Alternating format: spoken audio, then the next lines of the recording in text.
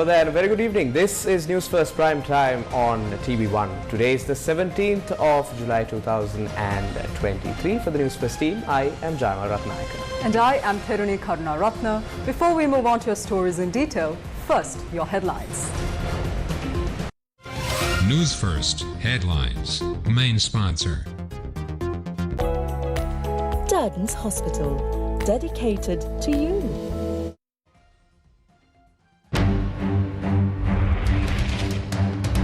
Protests across Sri Lanka demanding solutions to the ailing healthcare system. Committee appointed to probe the deaths of patients in Peradeniya and Kandy. SLPP calls for special select committee on violation of privileges by former election commission. Agriculture Minister commends the President's fertilizer policy. 512,000 hectares of paddy fields were cultivated in the Yala season after 10 years. Sri Lanka's tax revenue shows a positive growth during first 6 months of 2023.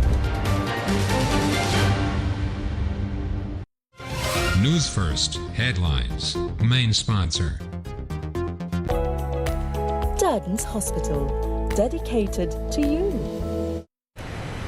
Now on to your top story for this evening. A series of protests rocked Sri Lanka on Monday as activists demanded the government to immediately address the collapse in the country's health sector. The main protest took place opposite the Ministry of Health in the capital, Colombo.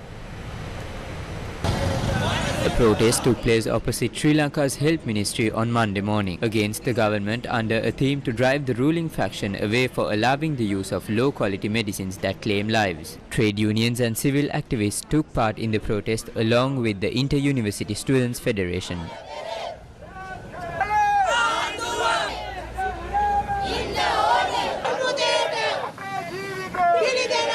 Heavy security was provided to the Health Ministry during the period of the protest, while the Police Special Task Force and riot police were called in addition to the Sri Lanka Police. There is intervention to allow medicines to enter the country through improper channels without being subject to the NMRA regulations. This is because they want to ensure the companies make profits and secure their commissions. That is why such decisions were made. A 21-year-old woman died at the Peradeniya Teaching Hospital. The administration said that there was no issue with the antibiotic administered to her and that the necessary certifications could be provided. What is surprising is that the same medicine was given to 2 other patients at the Kandy General Hospital and they developed allergies. The situation is such that people would die after consuming the prescribed medication.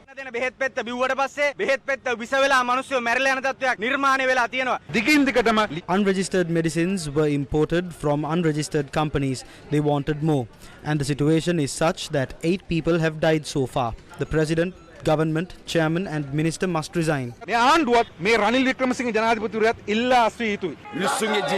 government is toying with the people's lives. We urge Kehelia and Ranil Rajapaksha to refrain from doing so. If one assumes that the Aragale is over, this is just the beginning.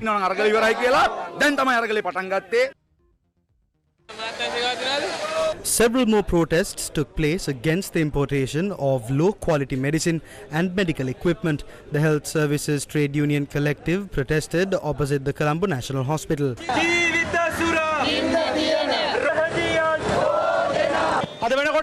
Doctors and their staff cannot prescribe medicines without any doubts. Those who have zero understanding about medicines are involved in this racket.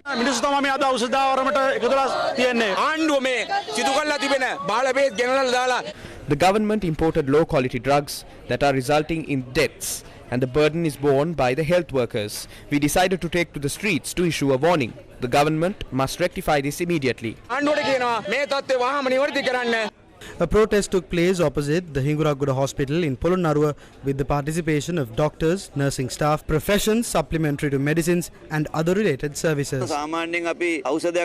We usually say that a medicine is good when there is only 1 case per 100,000 patients.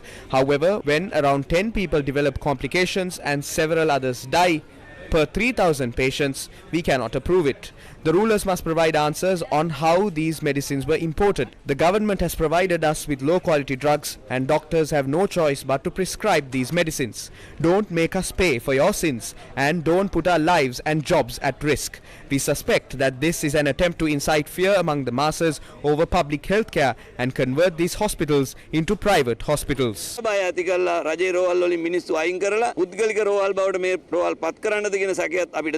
A similar protest took place opposite the Mathura General Hospital in the south of Sri Lanka.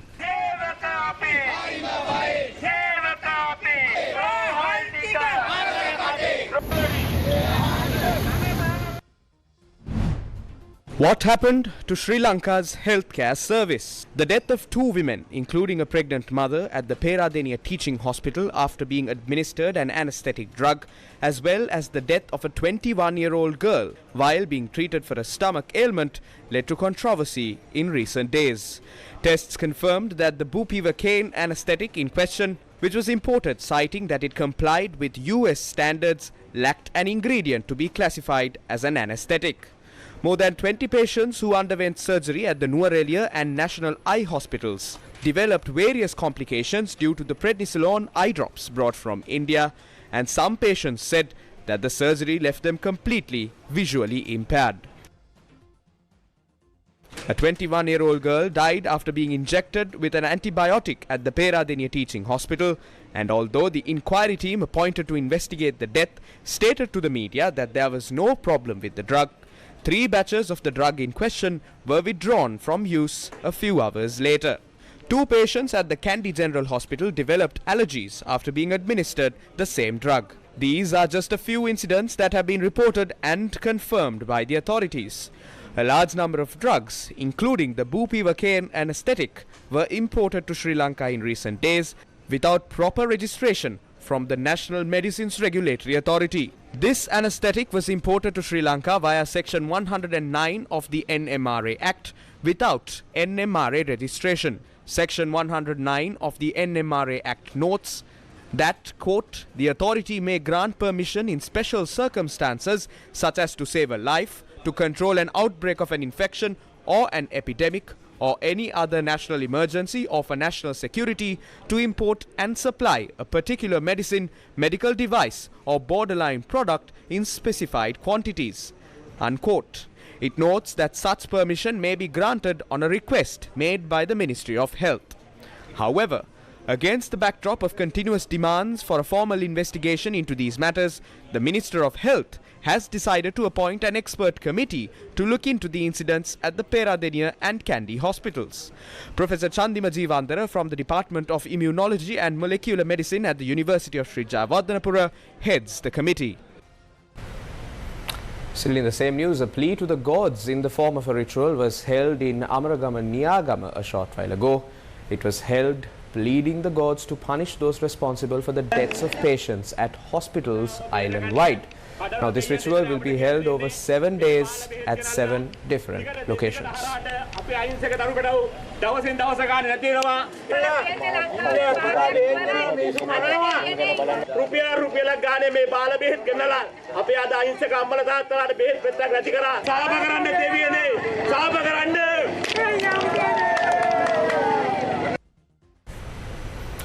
On to more news from here at home. Chamara Sampath Dasnayaka is Sri Lanka's State Minister of Primary Industries, and he visited the Eppawala phosphate deposit earlier today. However, during his visit, an altercation broke out between the minister and 2 factions of workers. The brawl was centered around the corruption and malpractices committed by the officials. Let's take a look at what transpired.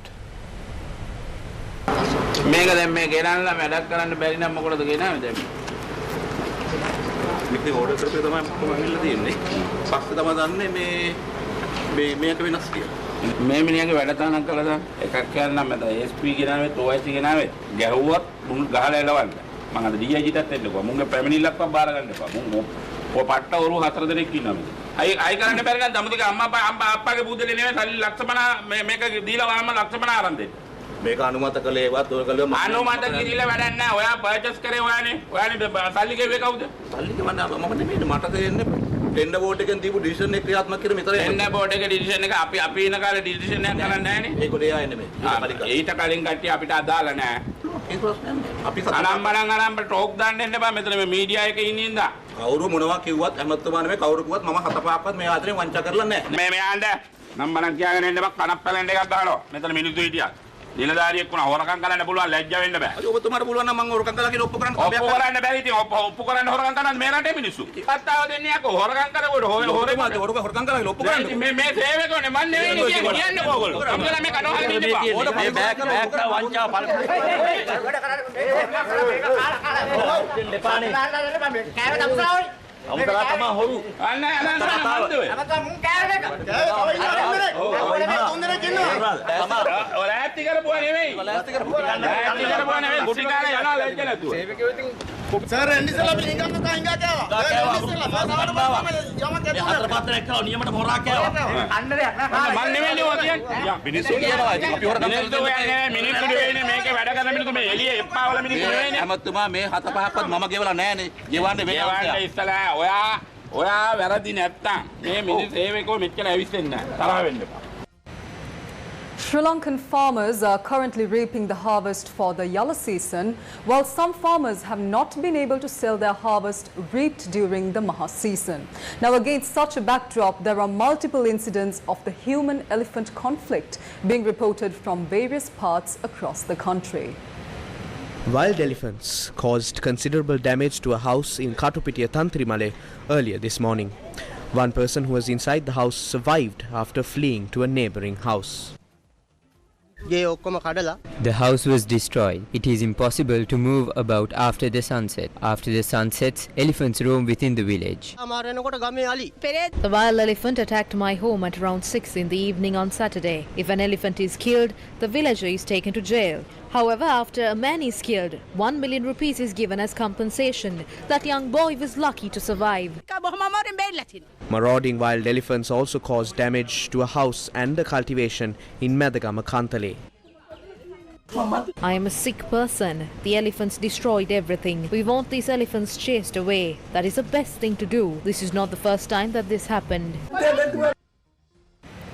Meanwhile, agrarian leaders from the Mahavali H zone in the Anuradhapura district visited the Agriculture Ministry today.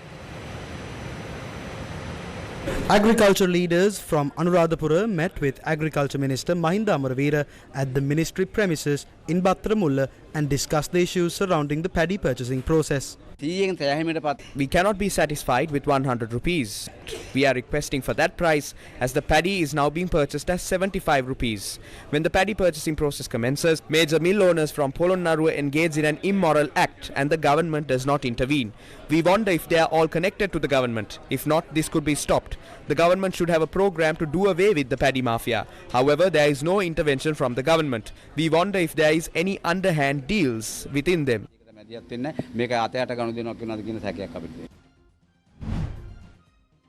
Minister of Agriculture Mahinda Amaraveera, who attended a media briefing held at the Presidential Media Centre today, revealed that Sri Lanka has sowed 512,000 hectares of paddy fields for the first time in a decade, while commending President Ranil Wickremesinghe's fertilizer policy.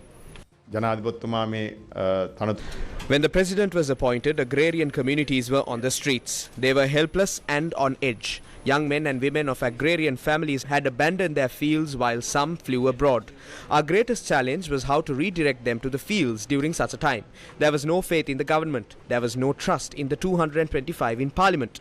They demanded us to import fertilizer if we wanted them to cultivate again. By the last yellow season, our plan was to cultivate 275,000 hectares, but only 212,000 hectares were sowed. By that time, Ranil Wickremesinghe provided us with 65,000 metric tons of fertilizer under an Indian credit line. That was not something we could have obtained through the credit line. We were provided fertilizer imported from Oman. However, as a result of a discussion between the President and the Indian Prime Minister, the 65,000 metric tons were provided. That is when farmers started to cultivate. The estimated number was to cultivate 275,000 hectares, of which 212,000 hectares were cultivated. But we were able to cultivate a record 512,000 hectares after a decade.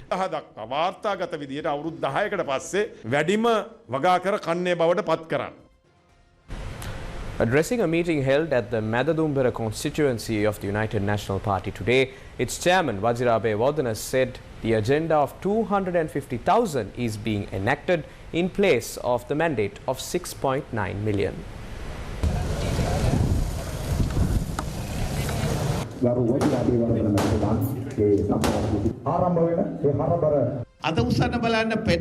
In a show of hands, tell me how many of y'all have been in a queue. It could be a petrol queue, diesel queue, kerosene, gas or any other item. Raise your hands high. Okay, put them down now. Those who raise their hands, are you in queues now? If so, bring your hands together and give a loud clap to Ranil Wickramasinghe. What are we doing these days? Is it what the general public agreed to? No. 6.9 million people gave a mandate. But are we carrying that mandate out? No. We are following the mandate of 250,000 people. The agenda of 250,000 is what is in play. That is the truth. We cannot govern with lies. A very serious proposal was put forward to the Sri Lanka Podujana Peramuna party leaders meeting on Monday. The SLPP will be calling for the appointment of a special select committee in Parliament to determine if the conduct of the former election commission violated the privileges of Parliament and its members with regard to the local government election process. This issue concerns two institutes. One is the Parliament and the second is the National Election Commission. Now, the duty of Parliament is to be responsible for public finances and for the passing of the laws. And the Parliament consists of MPs who represent the people. Now, the right of the MPs to carry out their duties is protected by the Parliamentary Privileges Act. And this work, as we mentioned, is to be responsible for public finances and for the passing of the laws. Now, a Parliamentary Select Committee is to be appointed to look into if the work of the MPs that is protected by the Parliamentary Privileges Act was obstructed by the Election Commission. So what is the Election Commission? The Election Commission was a 5-member commission under the chairmanship of Nimal Punjaheva. And the Parliamentary Select Committee is to investigate if the Election Commission had carried out its duties. But what are the duties of the Election Commission? Well, the Election Commission's duty is to hold elections.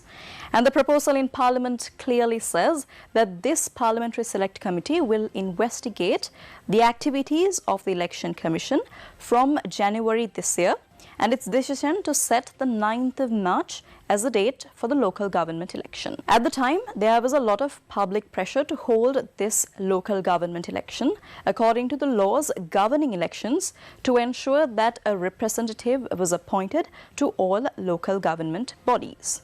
Now, the Treasury Secretary said at the time, repeatedly and clearly said, even in court, that the government didn't have enough funds to hold this local government election. But it isn't the duty of the Election Commission to ensure that there are funds for the local government election. The duty of the Election Commission to organize election.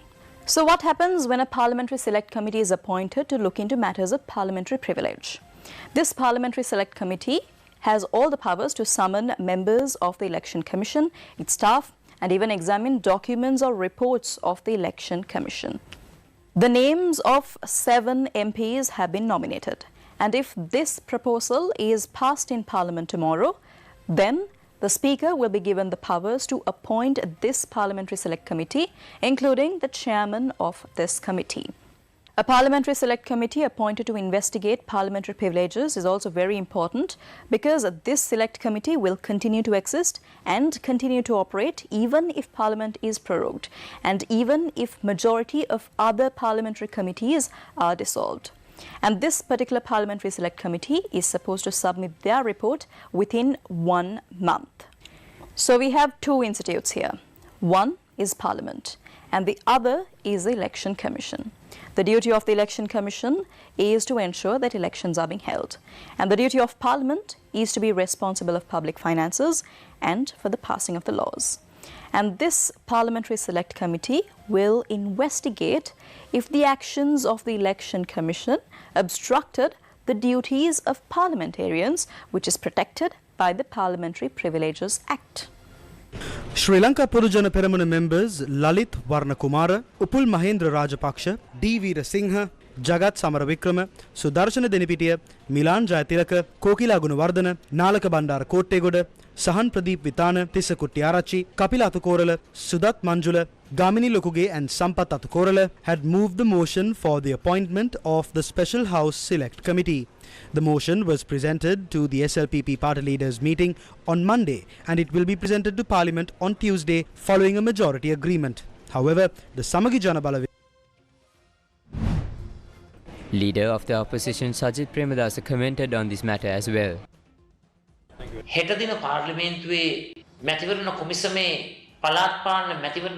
The proposed appointment of a select committee in Parliament over the local government election process sends a message to the National Election Commission, which is working according to the government agenda and the government imposed restrictions. The message hints that any deviation will be met with an inquiry. If the judicial decisions are not implemented in accordance with the views of the government, the judges will be brought before a parliamentary select committee, subject to examinations and severely inconvenienced. Tomorrow, this select committee will propose how to maintain the dilapidated and outdated system in the country. Remember that what has been violated is not the privileges of the members of parliament, but the democratic rights of 22 million people in this country.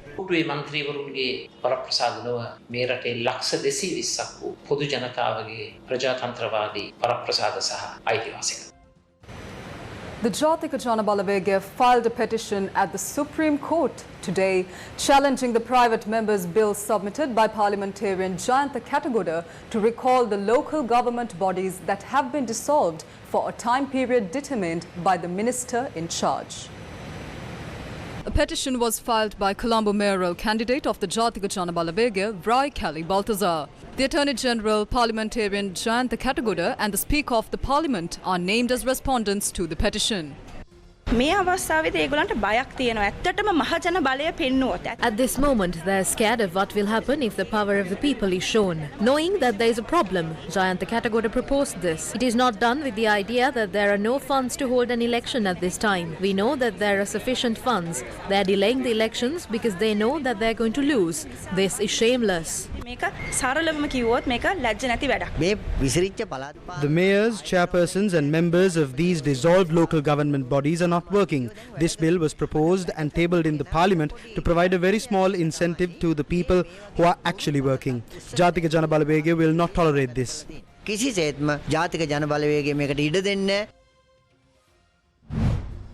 General Secretary of the SLPP, Sagar Karyavasam, stated that the parliamentary committee appointed to investigate the reasons for the country's bankruptcy, which was also boycotted by the Samagi Janabalawege and the Jatika Janabalawege, is scheduled to convene tomorrow.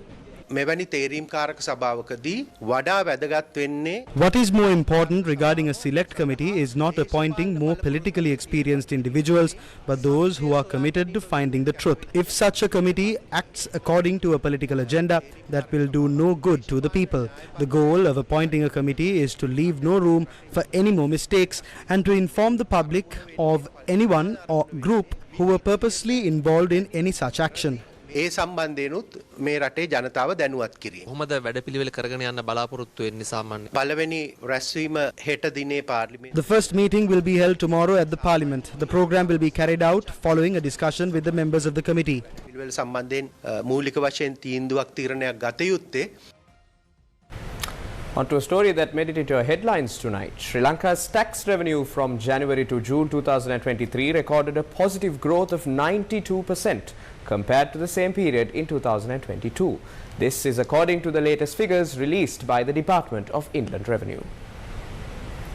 When compared to the collected tax revenue of 361.8 billion rupees during the first half of 2022, tax revenue for 2023 has increased to 696.6 billion rupees. It is significant to note that a lion's share of the tax revenue is from taxes imposed on the public. It is reported that the withholding tax has increased by 695% in comparison to last year. The government revenue from the payee tax, which led to much discourse in the country in recent times, has drastically increased by 482% relative to last year. The increase of revenue from VAT is 89%. Data from the Inland Revenue Department shows that the government has increased nearly 80 billion rupees from the latest tax, the Social Security Contribution Levy. However, revenue from the betting and gaming levy, share transaction levy and capital gain tax decreased this year compared to last. Income from the betting and gaming levy, which was 3 billion rupees last year,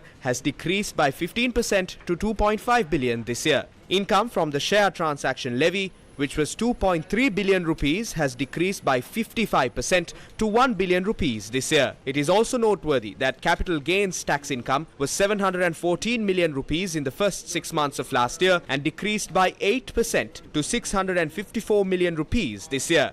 This year, corporate and non-corporate income taxes have increased by 14%. U.S. Treasury Secretary Janet Yellen has called for Sri Lanka's debt treatment to be finalized soon.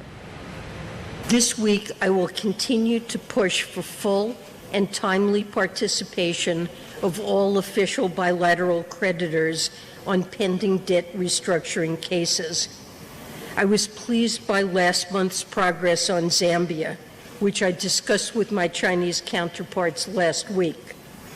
The Zambia agreement took too long to negotiate, but it shows that creditors can overcome differences and agree on common principles for debt relief. We should apply the common principles we agreed to in Zambia's case in other cases, rather than starting at zero every time, and we must go faster. Our hope and expectation are for Ghana and Sri Lanka's debt treatments to be finalized quickly so that the IMF can move forward with their first program reviews by this fall. I believe that the publication of a user guide for borrower countries can provide necessary clarity and predictability about the debt treatment process. This includes elucidating the principles that all stakeholders agree to adhere to in debt restructuring cases. The International Monetary Fund plays a critical role through policy guidance. It also plays an important role in providing concessional financing to the world's poorest countries to support reform efforts. The IMF's Poverty Reduction and Growth Trust, the PRGT, is a key facility that currently provides zero interest rate loans to the poorest countries. But the PRGT needs to be put on a more financially sustainable footing. I expect the IMF to develop a set of options to do so, and my team at Treasury is ready to serve as a partner for the IMF as it considers the options at its disposal, like using the internally generated resources of the fund to support the PRGT subsidy account. U.S. Ambassador to Sri Lanka, Julie Chung, engaged in discussions with 5 Tamil political parties on Monday.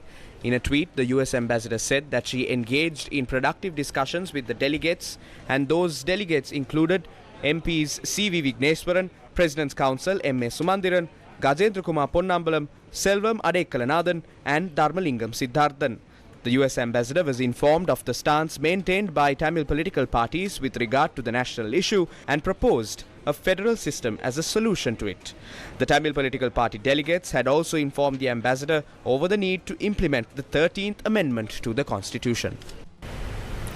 Natarajan Chandrasekaran, the chairman of Tata, is in Sri Lanka on an invitation from President Ranil Wickremesinghe to explore new investment opportunities.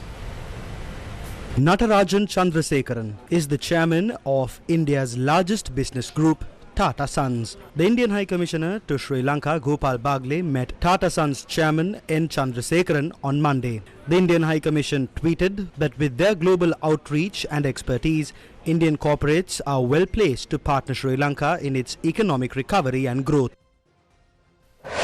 News first with the people. News First. Main sponsor. Darden's Hospital, dedicated to you. Welcome back to the news. The Batticaloa branch of the Colombo Stock Exchange was opened today. The Batticaloa branch is the Colombo Stock Exchange's 10th regional branch office. The Colombo Stock Exchange presently maintains branches in Matara, Kandy, Kurunegala, Negombo, Jaffna, Anuradhapura, Ratnapura, Ambalantota and Panadura. The Batticaloa branch of the Colombo Stock Exchange was opened by the Colombo Stock Exchange chairman Dilshan Veerasekara. We now have branches covering all four corners of the country, and I think we will look at trying to expand and open more branches in the future. The capital markets offer a very attractive alternative investment opportunity to the traditional banking or finance sort of investments that are out there. Unfortunately, in Sri Lanka, a lot of Sri Lankans are unaware of equity or capital market related investments, and I think it's the responsibility of the Colombo Stock Exchange to change that.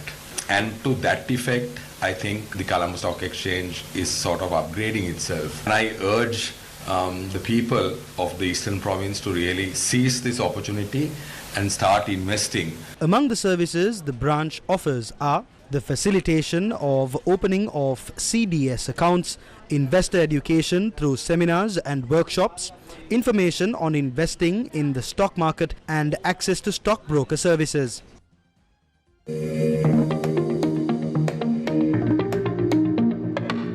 A meetup of vloggers from various niches took place recently in Colombo. The event, titled Sri Lankas Vloggers Meetup, was organized by Camera LK Private Limited. The purpose of the meetup is to create a platform for knowledge sharing and networking.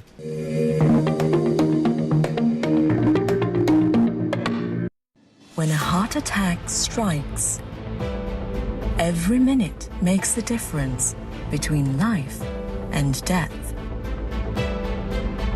With the right care and treatment at the hand of the most skilled surgeons and medical professionals. With the perfect environment for recovery. Darden's Heart Centre, dedicated to you.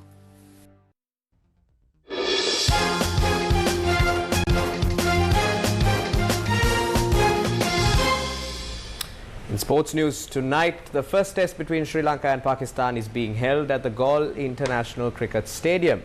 At stumps on day 2, Pakistan were on 221 for the loss of 5 wickets after Sri Lanka were bundled out for 312 earlier in the day.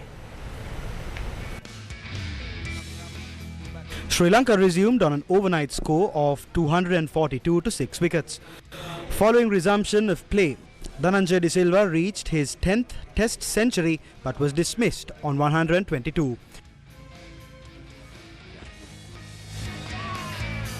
Angelo Matthews scored 64 runs. For Pakistan, Shahid Afridi, Abrar Ahmed and Nazim Shah were the picks among the bowlers as they took 3 wickets each. Pakistan trailed Sri Lanka by 91 runs when early stumps were called due to rain.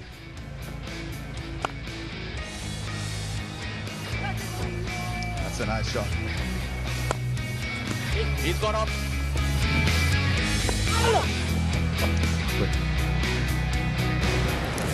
Over the weekend, the contestants of Mrs. India INC toured Bentota and enjoyed a traditional sundowner event. Legends 966 and TV1 are the proud media partners for Mrs. India INC Season 4.